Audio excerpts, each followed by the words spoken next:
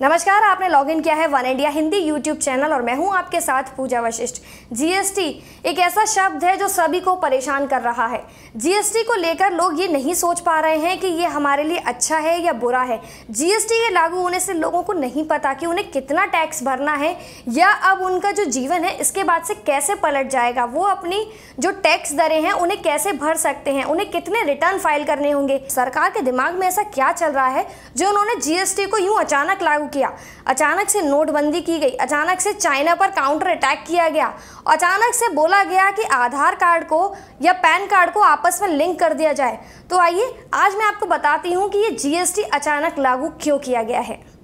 क्या आपको पता है सरकार ने जिस उद्देश्य से जीएसटी को लागू किया है उसके पीछे उनका मकसद क्या है? दरअसल अगर हम आंकड़ों की बात करें तो जीएसटी से हमारा जितना पैसा सरकार के पास आने वाला है उससे देश में कई सारे शौचालय बनाए जा सकते हैं, जो कि देश की एक सबसे बड़ी समस्या है। जो हमारी कृषि है उसका बजट जितना हमें अभी मिलता है उससे 3 गुना ज़्यादा बढ़ सकता है और साथ ही किसानों की आत्महत्याएं भी इससे रोकी जा सकती हैं। जीएसटी के लागू होने से एम्स जैसे बड़े अस्पतालों को बनाया जा सकता है, जो कि हमारे देश में बहुत कम है। एम्स जैसे अस्पताल बनने से देश में जो स्वास्थ्य संबंधी जो समस्याएं चलती हैं उन पर काबू किया जा सकता है। और साथ ही मैं बात करूं हमारे देश में दिए गए स्वास्थ्य बजट की, तो जितना पैसा स्वास्थ्य के लिए दिया जाता है उसको भी 5 गुना तक बढ़ाया जा सकता है। वो सिर्फ तभी हो सकता है जब जीएसटी पर अच्छी तरह से काबू पाया जा सके। क्या आपको पता है वित्त मंत्रालय के सचिव हसमुख अढ़िया का कहना है कि जीएसटी के लागू होने से 60,000 करोड़ रुपए बच सकते हैं। यानी कि ये जो 60,000 करोड़ रुपए हैं ये सरकार के खाते में आएंगे, जिससे स्वच्छता का बजट बढ़ाया जा सकता है, आपको साफ पानी मुहैया कराया जा सकता है और इस बजट को लगभग 5 गुना तक बढ़ाया जा सकता है। जीएसटी के लागू होने से जो पैसा सरकार के पास आने वाला है उसे सरकार आईआईटी इंस्टीट्यूट बनाने में लगा सकती है। देश के कई हिस्सों में आईआईटी के इंस्टीट्यूट बनाए जा सकते हैं। साथ ही गरीब शहरी विकास भी सरकार बहुत अच्छे से कर सकती है। अब दूसरे क्रम में जानते हैं कि सरकार ने जीएसटी को लागू क्यों किया है। हमने अभी बात की कि सरकार के पास आने वाले पैसे को सरकार कहां कहां इस्तेमाल कर सकती है। अब जानते हैं कि जीएसटी के लागू होने से चीन इतना घबराया हुआ क्यों है। दरअसल जब से जीएसटी लागू हुआ है आपने देखा होगा कि चीनी माल बिकना लगभग बंद हो गया है। आइए जानते हैं उन आंकड़ों के बारे में।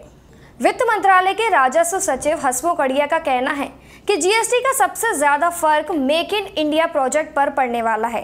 हम आपको बता दें कि चीन का सस्ता माल देश के छोटे व्यापारियों, फैक्ट्री मालिकों को नष्ट कर देता है।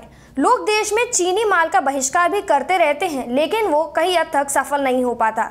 दरअसल चीन का आयात माल घरेलू निर्माण से भी सस्ता पड़ता है कि चीन के आयातित माल और घरेलू उत्पादन पर समान टैक्स लगेगा, तो चीन का माल अब सस्ता नहीं पड़ने वाला है। जीएसटी लागू होने के बाद चीनी माल भारतीय सामान से सस्ता नहीं पड़ने वाला है। वित्त मंत्रालय के राजस्व सचिव हसमुख अढ़िया का कहना है कि हम एक्साइज ड्यूटी के बराबर सीवीडी लगा रहे थे, उसके अलावा सिर्फ 4% एसएडी लगा रहे थे, जिसका मतलब है कि स्टेट गवर्नमेंट की जो वैट लोकल इंडस्ट्री को देनी पड़ती है उसके बदले में हमने सिर्फ एसएडी लगाया था, जो स्टेट गवर्नमेंट 14% ले रही है और बाहर का सामान सिर्फ 4% एसएडी लेकर देश में आ जाता है। इसलिए अब जीएसटी के लग जाने के बाद से ऐसा नहीं हो पाएगा। जितना डोमेस्टिक इंडस्ट्री के ऊपर बोझ है उतना ही अब बोझ चीन से आने वाले माल पर पड़ने वाला है। अभी मैंने आपको बताया था कि जीएसटी को लागू करके कैसे सरकार ने चाइना पर सीधा काउंटर अटैक किया है, लेकिन अब मैं आपको बताती हूँ कि कैसे जीएसटी का एक और पहलू हम देख सकते हैं। दरअसल जीएसटी के लागू होने से पहले आपको ध्यान होगा सरकार ने नोटबंदी की थी। 1000 और 500 के नोट 8 नवंबर से बंद कर दिए गए थे। अब आप सोच रहे होंगे कि ये क्या सरकार का ये क्या फैक्टर था, तो मैं आपको बताती हूँ। दरअसल नोटबंदी होने से जितना भी काला धन था, जो लोग नंबर 2 का व्यापार करते थे, उन पर सरकार ने नकेल कसी। फिलहाल स्विस बैंक में भारतीयों का अब तक का सबसे कम 4,500 करोड़ रुपए ही जमा है, जो पहले के मुकाबले उसका भी आधा है। जीएसटी के लागू होने से बिजनेस का सारा रिकॉर्ड ऑनलाइन हो जाएगा। लोग पहले कम टैक्स देते थे, अब टैक्स भरने लगे हैं।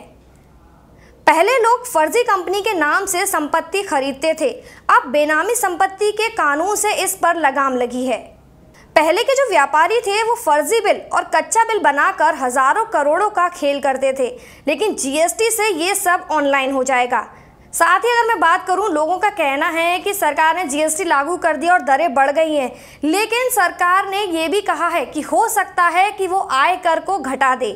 पैन कार्ड को आधार कार्ड से जोड़ने को लेकर भी लोगों के मन में बहुत सारे सवाल हैं कि अचानक ये प्रश्न क्यों आ रहा है कि हम अपने पैन कार्ड को आधार कार्ड से जोड़ें। तो देखिएगा, इसका भी असर आपको जल्द ही देखने को मिल जाएगा। तो आइए अब आपको रूबरू कराते हैं एक ऐसी वास्तविकता से जो जीएसटी के लागू होने के बाद बिल्कुल पलट जाएगी।